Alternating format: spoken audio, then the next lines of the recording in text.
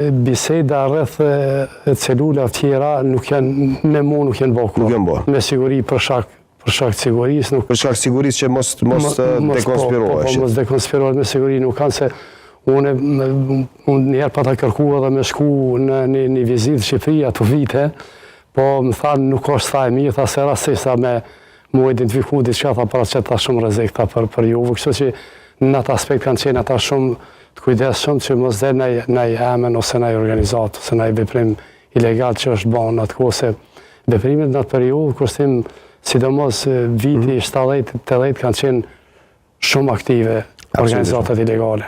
Kanë qenë aktive organizatat ilegale, por ka qenë ajo koha kur Jugoslavia me Shqipërinë nuk është që kanë qenë, po flasin deri në 80, nuk është që kanë qenë në relata të vështira, për arsye se ishte shkëmbimi i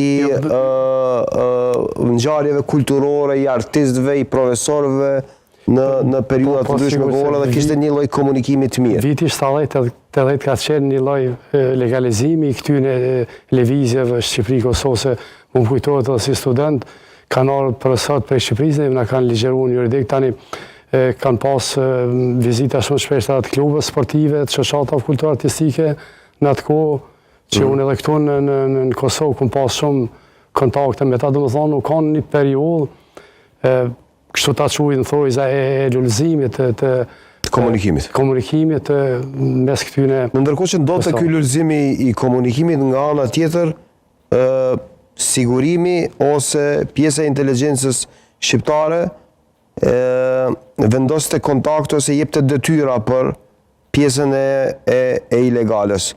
Më thoni konkretisht, a keni marrë ndonjëherë detyrë nga përfaqësuesit e konsullatës në Stamboll? A jepni detyra, a jepni obligime, çfarë konkretisht bëhet? Të shpërndahen trakte, të bëhet diçka tjetër, të organizoheshit në ndonjë formë, cilat kanë qenë? Udhëzimet edhe këshillat kryesore që na i kanë dhënë, unë po foli konkretisht për vete, i kanë qenë të ruhet qenja shqiptare në Jugosllavi. Me çfarë forme? Përmes literaturës ilegale që ka qenë ndaluar atëherë në Jugosllavi.